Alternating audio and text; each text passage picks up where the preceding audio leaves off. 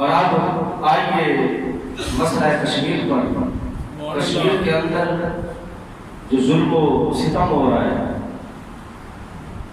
کشمیر کے اندر جو کرفیو لگایا گیا ہے اور ان کی شہریت کو ختم کیا جا رہا ہے، یہ ہمارے لیے ایک المناک بات ہے، دردناک بات. اور ہماری خاموشی ہے. ہم کیا کر رہے ہیں؟ ہم ہیں کہ آپس میں لڑ رہے ہیں، فرقہ واریت کے اندر پڑے ہوئے. ہمیں کشمیر کی فکر نہیں. ہم ایک طرف ہم کہتے ہیں کہ کشمیر ہماری شاہراہ ہے، شاہراہ کا کٹ جائے تو انسان باقی رہتا ہے. تو کشمیر ہماری شاہراہ ہے. تو اس لیے آج آپس میں لڑنا چھوڑیں. ہم ہیں کہ ہم کہتے ہیں کہ یہ سنی ہے، یہ دیوبندی ہے، یہ شیعہ ہے.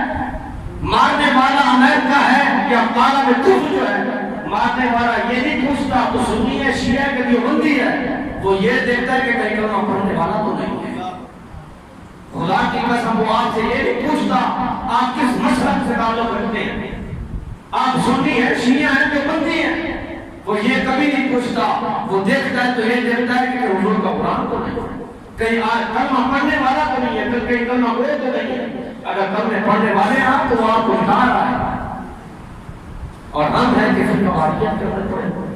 ہم آپس کی ہماری لڑائیاں ختم نہیں ہو رہی. اگر ہماری یہ سوچ ہے کہ جی مرنے والا ہے ہندوستان میں مارے تو میرا کیا جاتا ہے، مرنے والا فلسطین کے اندر مر رہا ہے، مرنے والا برما کے اندر مسلمان مر رہا ہے، مرنے والا شام کے اندر مر رہا ہے، کشمیر کے اندر مر رہا ہے، مجھے کیا ہوتا ہے؟ تو اگر جب یہ تمہاری سوچ بن چکی ہے تو ہماری جواب نہیں ہے. اگر یہ سوچ بن گئی ہم کو حضور کا فرمان کیوں بھول گئے؟ میرے محبوب علیہ الصلوۃ والسلام نے فرمایا ابن آدم اولاد آدم ایک جسم کی مانند، ایک جسم کی طرح ہے.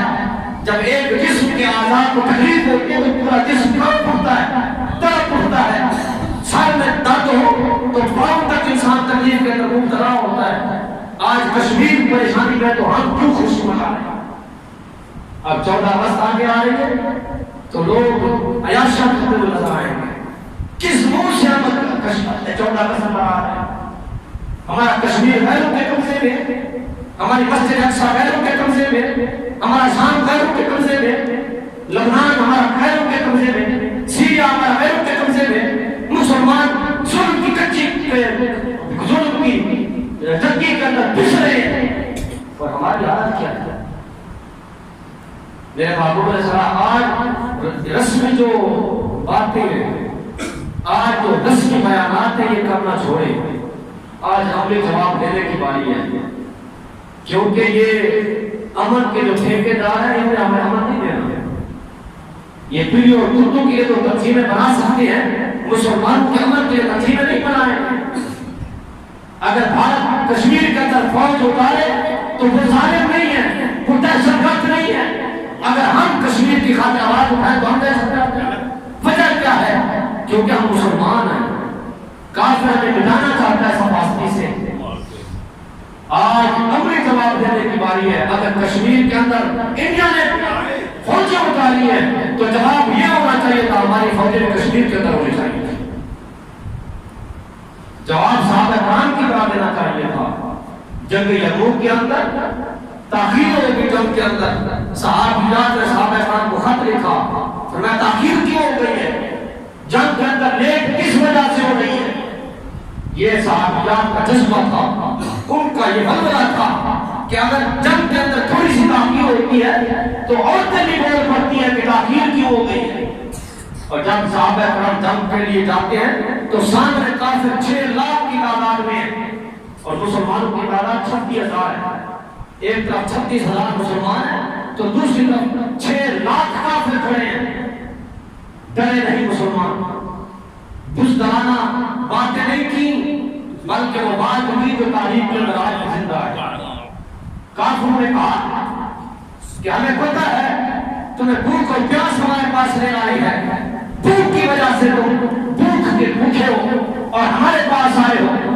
تمہیں موت لے کے آئی ہے، پیاس اور بھوک لے کے آئی ہے، تو آؤ ہمیں تمہیں غذا بھی دیتے ہیں، ہم اناج بھی دیتے ہیں، ہم کپڑے بھی دیتے ہیں، واپس چلے جاؤ، اگلے سال پھر آنا، ہم پھر دیں گے. لیکن میرے محبوب کے غلاموں نے کیا جواب دیا؟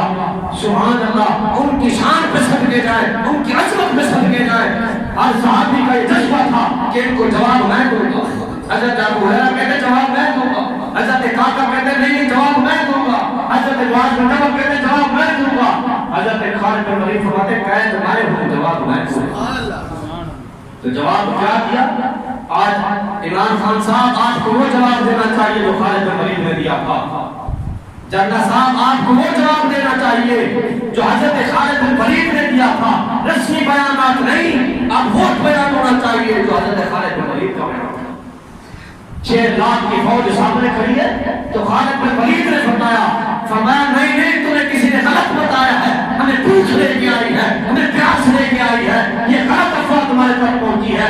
ہمیں یہ پتہ چلا ہے تمہارے خون میں کوئی لذت ہے، ہمارے خون تمہیں لے کے ہم خون پینے آئے تمہارے. 36,000 کا لشکر مسلمانوں کا ہے، سامنے 6 لاکھ کافر کھڑے ہیں، لیکن جواب مسلمانوں کی طرف سے کیسا گیا؟ فرمایا ہم خون کے پیاسے ہیں، ہم تمہارا خون پینے کے لیے یہاں آئے. تو اللہ تبارک و تعالیٰ سے دعا ہے رب کائنات ہمیں کشمیر کی آواز بننے کی